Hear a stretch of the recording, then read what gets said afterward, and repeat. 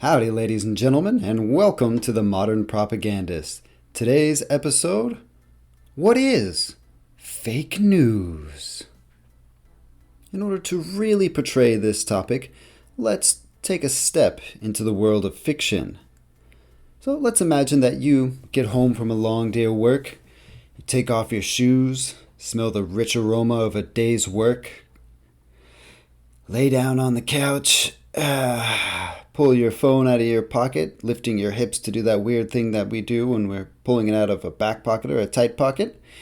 And like any respectable, well-informed member of society, we jump right onto our social media platform of choice, whether it's Reddit or Twitter or Facebook or whatever, and start scrolling through the top headlines of the day to get our news. First up, we see Trump's grandfather was a pimp and tax evader. His father, a member of the KKK. Well, that's old news, I guess. I'm not really interested in reading that. Next one. Abraham Lincoln was a woman. Shocking pics found in the White House basement. Whoa. Don't mind if I do. I might have to check this out. Later on, you see AOC proposes motorcycle ban. What? Get out of town. I love my two wheels. There's no way AOC is going to ban my goddamn bicycle. People these days. Damn liberals taking over the world. After you calm down, you come across one that you are most certainly interested in. Woman arrested for defecating on boss's desk after winning the lottery. That's a winner for sure. Checking that one out. Share. Next up, a little bit more boring political stuff, but this one's kind of interesting. Biden to be sworn in on a copy of the Communist Manifesto? Those damn commies. I can't believe it. How could we ever elect a communist socialist? Snake person. I just don't understand what this world is coming to. And the last one. UN invading the USA, troops at border. Holy shit! Honey, grab my beer and a few bullets. The UN is coming. Now, we can sit here comfortably and laugh at these, They're kind of funny, kind of interesting, but these are all actually fake news headlines that were found on Facebook or were trending in 2016 or 2019. One of them, the woman arrested for defecating on a boss's desk after winning a lottery, was one of the most shared stories of 2016 over social media. Abraham Lincoln was a woman. Shocking pics found in the White House basement was found on the cover of a tabloid, the kind that you see at the grocery stores when you're hanging out, waiting in line, hopefully social distancing right now. And all of these played a role in changing the social media ecosystem. Okay?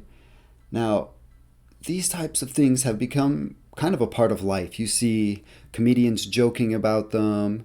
You see people talking about clickbait headlines. And if you watch quote-unquote news on TV, you might see people pointing the finger saying, that's fake news, or these things or that things are false. Just look at this other article here. And we'll go into more detail about how fake news works in future episodes. But for right now, let's take a closer look at the definitions of fake news.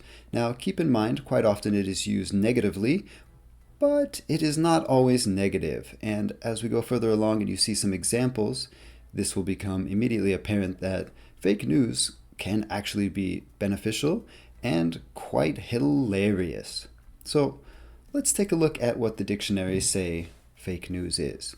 According to Cambridge Dictionary, fake news is, quote, false stories that appear to be news, spread on the internet or using other media, usually created to influence political views or as a joke, unquote.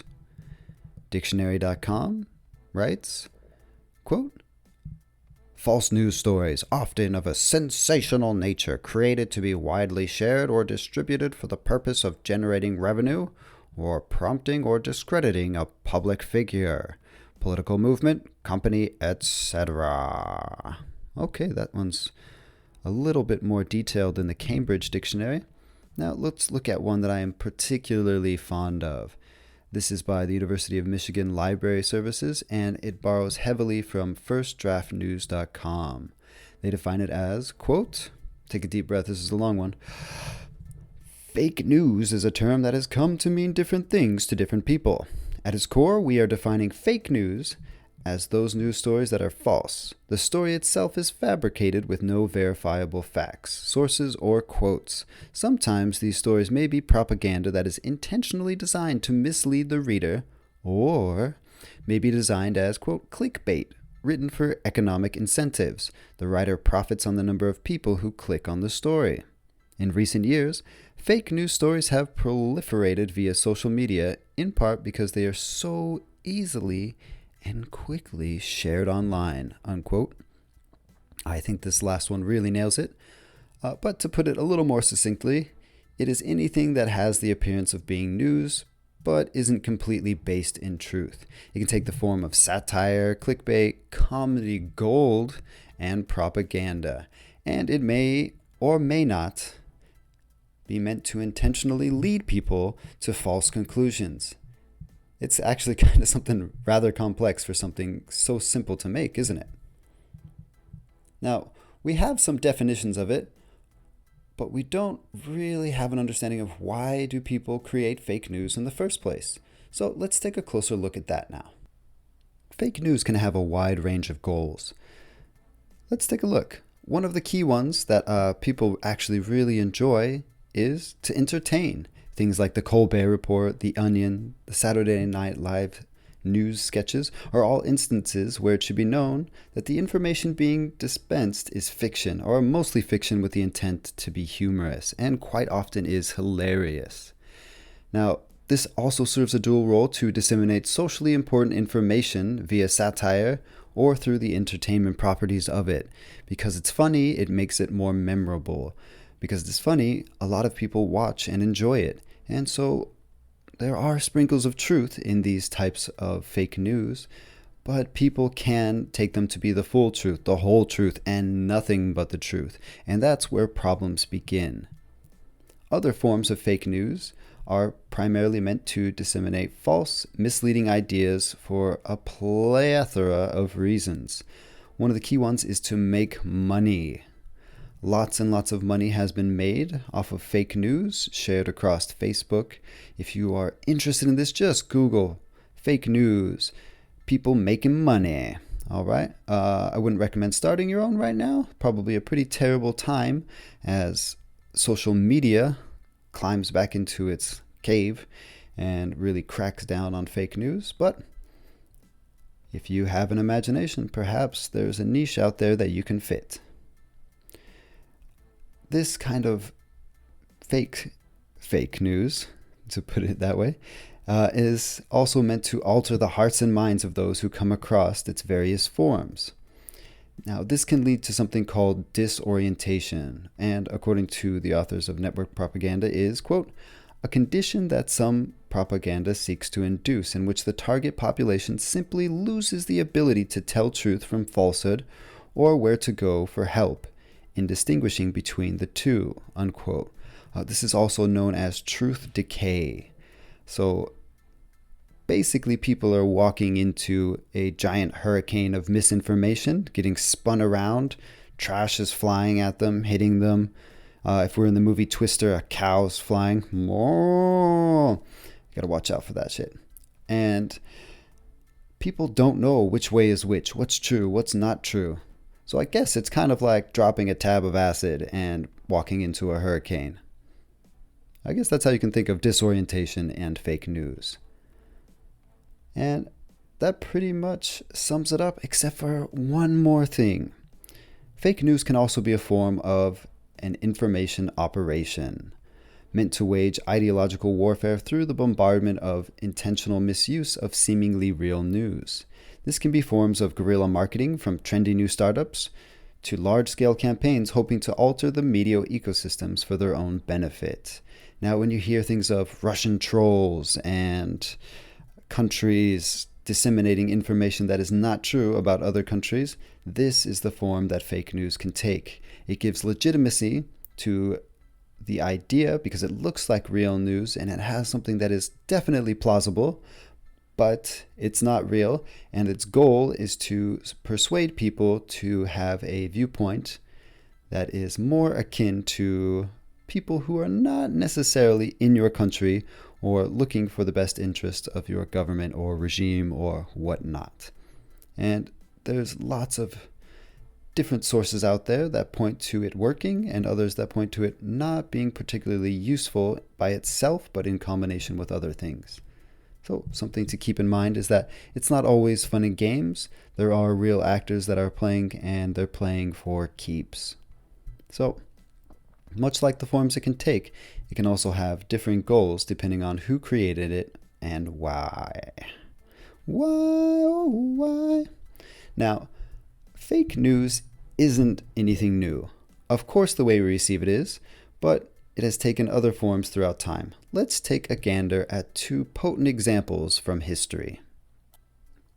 One of the oldest pieces of fake news to go viral was actually taking place around 44 BCE. That's a long time ago. Here, cheap coins were created and shared among people that were basically bashing Mark Antony, Julius Caesar's good buddy, claiming he was a drunk and a womanizer. The goal being to delegitimize his power and make people believe he was a mere puppet of the great Cleopatra. Perhaps today the title would read something like, quote, Antony caught up in a drunken orgy with Nicki Minaj, Cardi B, and Bono. You won't believe what Cleopatra did next, unquote. Another example, this one much closer to our period of time, and much more similar to fake news articles you may discover, especially those of satirical nature, took place in 1835. The publication The New York Sun, the best, the greatest, the best magazine I've ever seen in my life, dedicated 6, not 1, but 6 articles to the discovery of life on the moon by famed astronomer Sir John Herschel. The stories began as a rather trivial technical look at Herschel's new telescope and ended up depicting a science fiction world on the lunar surface. From hairy bison-like creatures who roamed the plains of poppy fields to wooded areas and pyramids of glimmering quartz. The moon was an untouched utopia for readers to binge read. To give you a glimpse into the prose, I'll read about one of my favorite creatures depicted. Quote, the next animal perceived would be classed on Earth as a monster. It was of bluish lead color, about the size of a goat, with a head and beard like him, and a single horn, slightly inclined forward from the perpendicular. The female was destitute of the horn and beard, but had a much longer tail. This beautiful creature afforded us the most exquisite amusement, unquote. Ha ha! That's right, mother truckers! Space unicorns. That's the good stuff. They also had the real Batman. Now, this seems like a tabloid to us now, but people were actually believing this. Even after it had proven to be a hoax, crafted by the Sun's editor Richard Adam Locke, it was still reprinted around the globe in different languages into the 1850s. It would later become known as the Great Moon Hoax, and has made both the New York Sun and eventually Locke a nice bit of cash, a little jingle in their jangle. Although the real Sir John Herschel had to deal with years of reporters who apparently didn't get the hoax memo. That sucks to be him. This leads us to probably the most important part of this episode. What can we do about fake news? Well, the first thing you can do is kind of start off getting a little more educated about it. One of the best sources that I've been able to find is firstdraftnews.com. It is an incredible source, and it will definitely wet your whistle in regards to informing you about fake news. The next one is source checking. You find something, it sounds even questionable, take a look around the internet and see if it's true or not true. And I'm not just saying check fact-checking websites, although those are usually pretty reputable. there is a wealth of information out there, primary sources included, from which you can check to see if it is the real deal. Next, double check to see if it is satire or if it is posing to be real, especially with the advent of deep fakes, videos that are not real but appear to be real, and make sure they are real. If you're on a website and you have a question, you're looking at yourself in the glare from your computer screen or your phone screen, and you see a questionable look on your face, scroll all the way down to the bottom. See if there's a note at the bottom that says, "This is satire. This is not meant to be real." Or check the headliner on top of the page as well. It might inform you that it is indeed fake news. If you're still not sure, Google it. Or, for example, Babylon Bee, fake news, ? And you'll get the Wikipedia page that pops up telling you that it is a satire publication. So a little bit of work goes a long way. The last one is actually something that you would have to do and engage in, which is call out fake news on your feeds. It can be a little uncomfortable, and it may cause a little tension with your aunt or uncle who is convinced President Joe Biden is actually a shape-shifting lizard person in cahoots with the Queen of England to enslave the human population. But with enough people calling out bullshit, perhaps we can clear the metaphorical streets of disinformation that crisscross the web and tread through the swamps of media a tiny bit easier. You're now leaving this episode, What is Fake News, with a bit more ammo for your media literacy arsenal. I hope you're able to sponge what I'm spilling. If you have a favorite fake news headline, article, or other media artifact, especially memes, I love memes, you find interesting, pop it into the comments section below. If you're really picking up what's being put down, well, then subscribe already and pass us on to your friends. Let's party like Mark Anthony, Cardi B, Nicki Minaj, and Bono. Woo woo! Finally, we are all propagandists for some platform. We might as well make it for the betterment of society. Until next time, onward!